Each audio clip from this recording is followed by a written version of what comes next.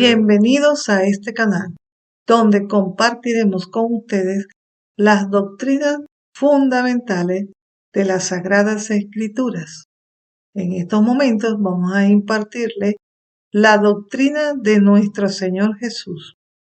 Pueden adquirir el libro en Amazon y también a través de nuestra página que vamos a dejar a continuación. Suscríbase para poder continuar con estas doctrinas de suma importancia para el pueblo de Dios. Doctrina del Señor Jesús en las Escrituras.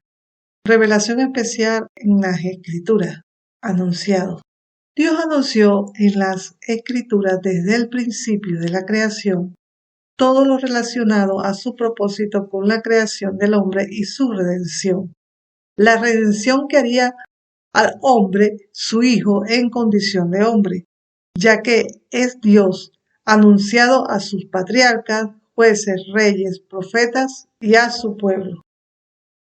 En este sentido, desde el principio, Dios escoge a una familia y esta familia formó un pueblo y este pueblo se hizo una nación de la descendencia de Adán, siendo Adán el primer hombre creado por Dios y en desobedecer la palabra de Dios.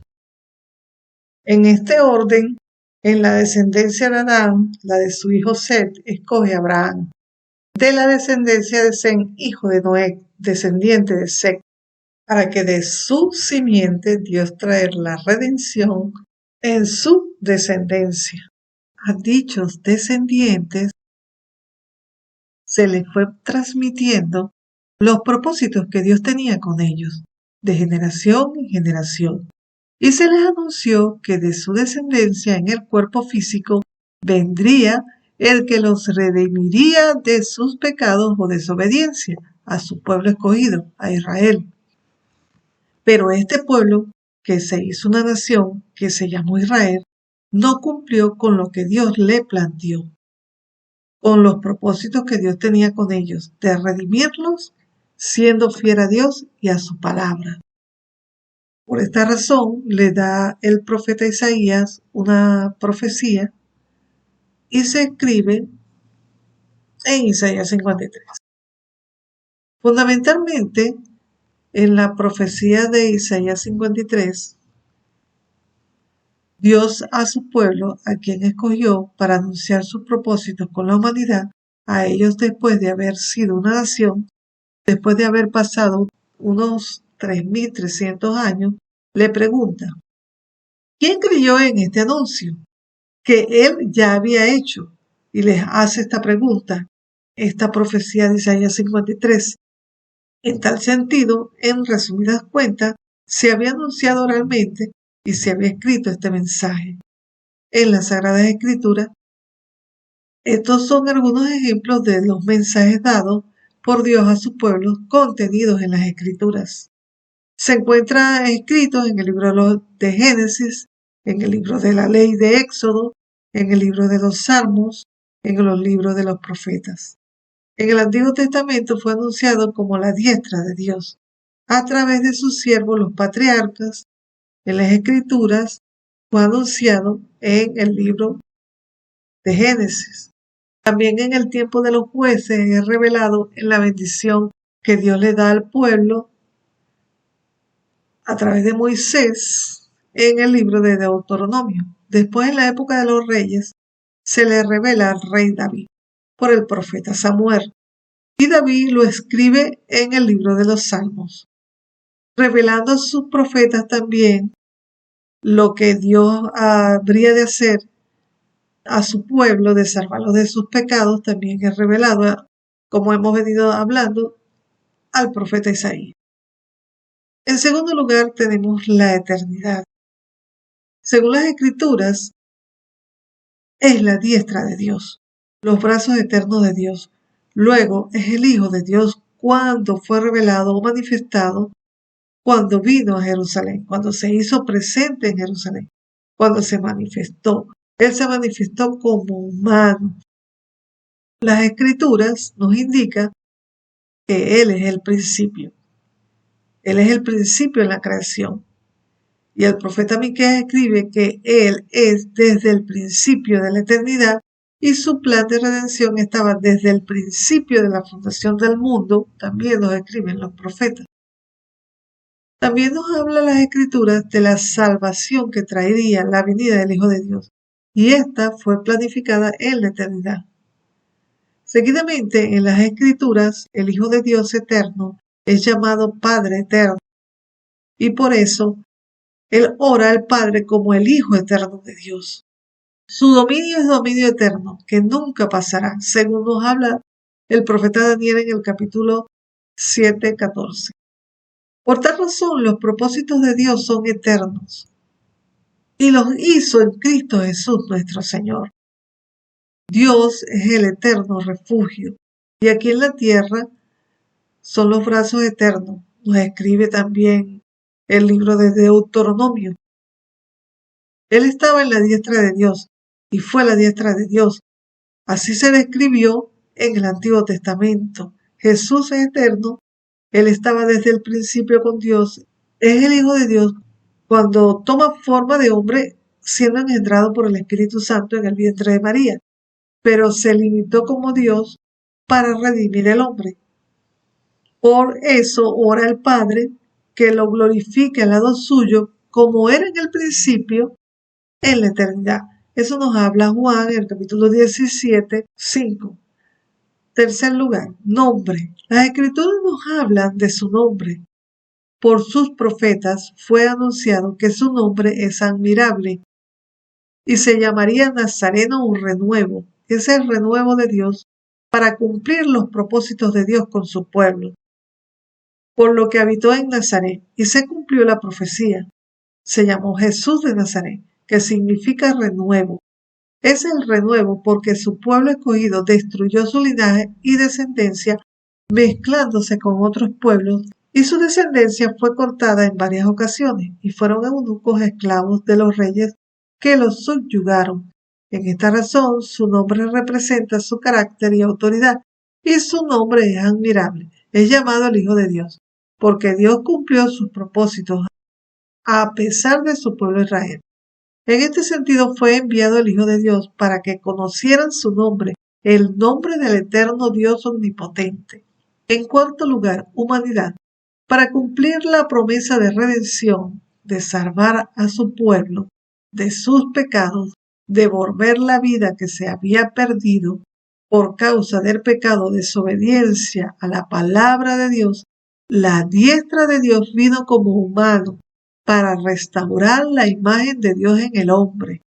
Por eso la profecía decía que una virgen concebirá y dará a luz un hijo que salvará a su pueblo de sus pecados. Y así sucedió, el Redentor vino como humano.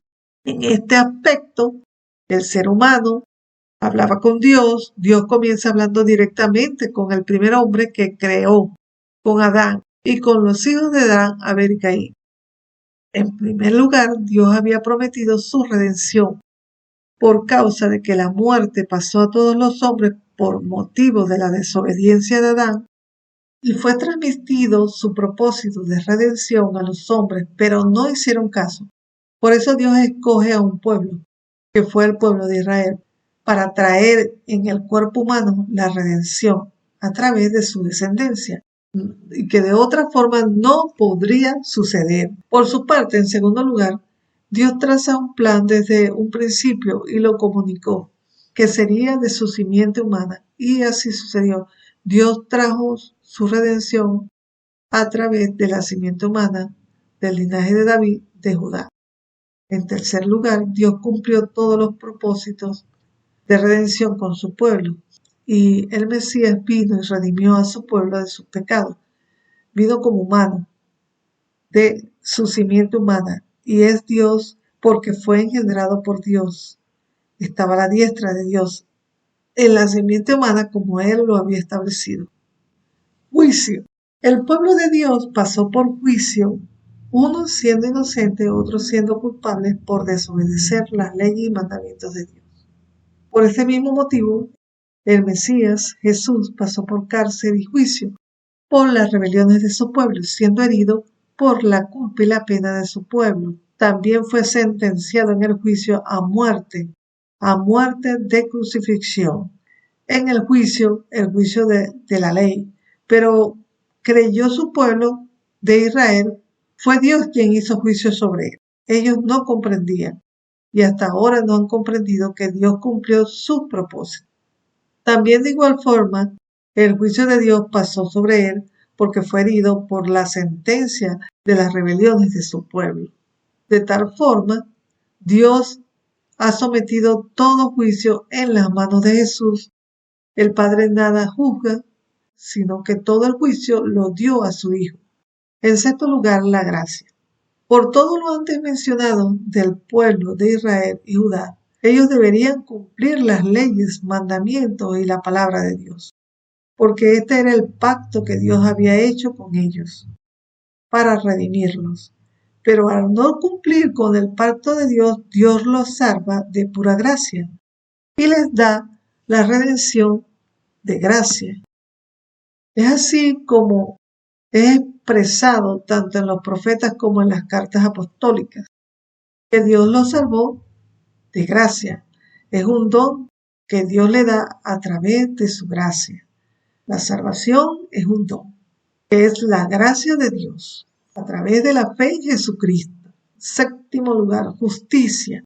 El Hijo de Dios hace la voluntad de Dios, en la justicia de Dios, con mansedumbre y humildad, a pesar de ser Dios. Dios hace su justicia a través de su Hijo, al desprenderse de Él y ser enviado para redimir al hombre, y Él cumplir su voluntad de redimir al hombre. Por todo lo antes mencionado, Dios cumplió con toda justicia, enviando al Salvador. El Redentor vino, pero también volvió al Padre.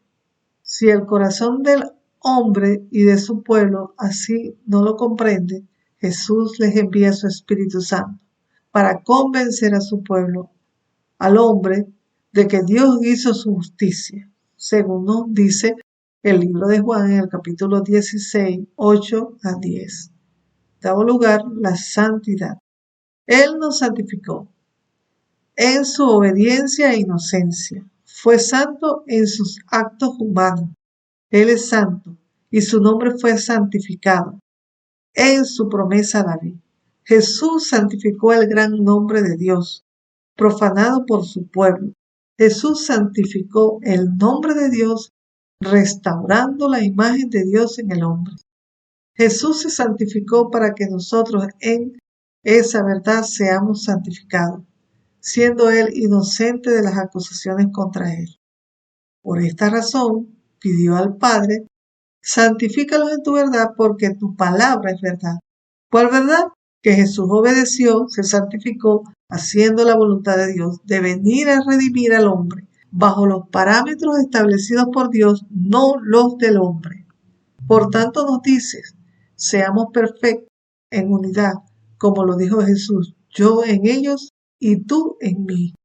Y como aquel que nos llamó es santo, debemos nosotros ser santos en toda nuestra manera de ser y vivamos una vida santa, según escribió el apóstol Pedro, porque escrito está: ser santo porque yo soy santo, siendo partícipes de su naturaleza divina en cuanto a conocerlo, porque Él es llamado Santo de Israel, quien honró a Dios. Jesús lo honró. En noveno lugar tenemos la expiación. La expiación es tomar el lugar de otro y ser sacrificado. Es la obra vicaria que hizo Jesús en padecer y morir por los pecados de su pueblo Israel y por los pecados de todo aquel que cree en Él. La expiación es tomar el lugar del otro, del culpable, para rescatar la vida del condenado y declararlo libre de culpa. Él dispuso colocar su vida para darle la vida. Fue condenado en expiación por el pecado, para redimir a su pueblo, así como un cordero, ya que su pueblo necesitaba un cordero en expiación para ser perdonado su pecado cada año según la ley. Él fue el cordero sacrificado en expiación por su pueblo.